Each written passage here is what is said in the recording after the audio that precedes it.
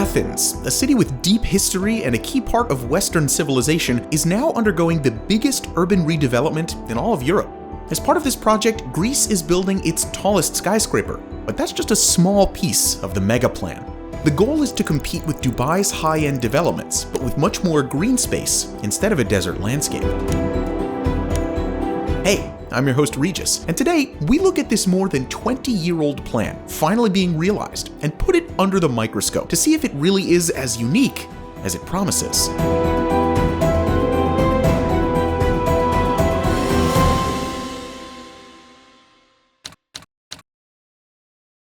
Before we can really understand this massive new mega project, we need to take a look at Greece and Athens for a few moments.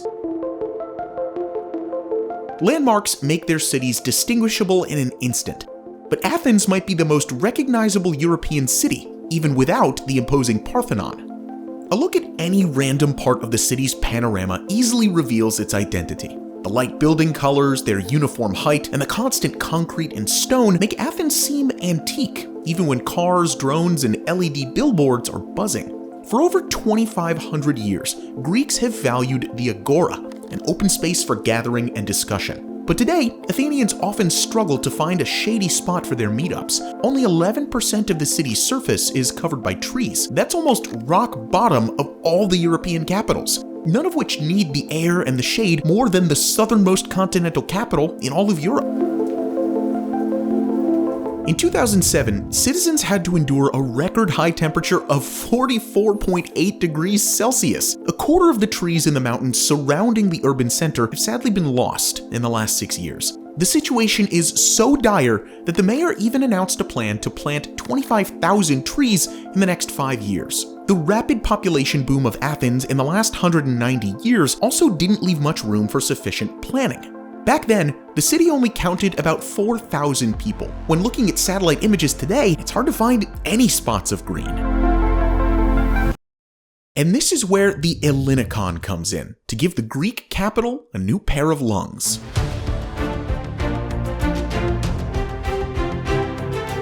Though some describe it as a brand new standalone city, Ellinikon is actually a new neighborhood being built in the southern suburbs of Athens. And it's a pretty big one at that. After all, it's being developed on the land of this abandoned airport. An area of 6.2 square kilometers, just slightly smaller than Gibraltar, is about to become an oasis for a city that desperately needs it.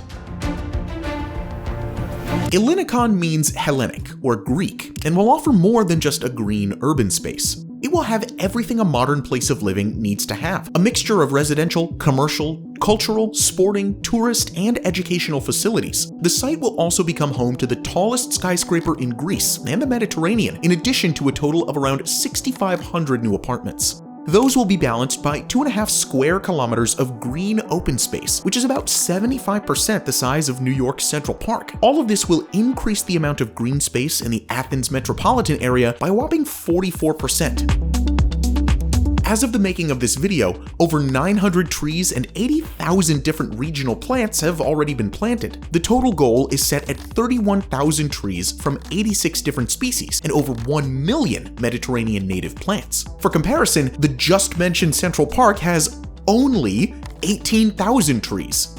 Athens' jam-packed metropolitan area has nearly 3 million people living in it. Hence, it's kind of confusing that the Ellinikon area hasn't been used so far, especially given that it's fully surrounded by a thick urban network in all directions. The project sits in a prime location, right on the beach in Athens, and it's well connected. Just a short trip to the busy port of Piraeus, 30 kilometers from a new airport, and a half-hour drive to the city center, and already linked to the metro on its eastern edge. So how come this prime real estate only began construction in 2021? Well, initially, the Ellinikon was an airport with the same name, serving Greece until 2001. But again, the area was too good and big to stand idle. So in 2004, it was used for the Summer Olympic Games, and later as a refugee center. But that's still a long time for such a prime piece of land to remain pretty much unused. So what happened? It's actually an interesting story. In 2005, over 300 teams of architects competed for the chance to design the area into a park. But only 3 years later, the financial crisis hit Greece like a wrecking ball. At some point, the country was $333 billion in debt. I guess that's kind of an achievement. This led to a steep decline in both public and private spending. And as a domino effect, property values plummeted by nearly half and scared away really any investors. But then, in 2014, one of Greece's largest real estate developers, Lambda Development, managed to secure the rights to develop the project. But due to the financial crisis, the development rights were not formally transferred until 2021. So you can see, the years quickly added up. Now, construction has finally been underway for quite some time now, and the mega project is actually starting to take shape. The first phase is scheduled for completion by the end of 2026, with the entire development expected to be finalized by 2037, estimated to boost Greece's GDP by a whopping 2.4%. But the big question is, will all of this be enough to compete with Dubai?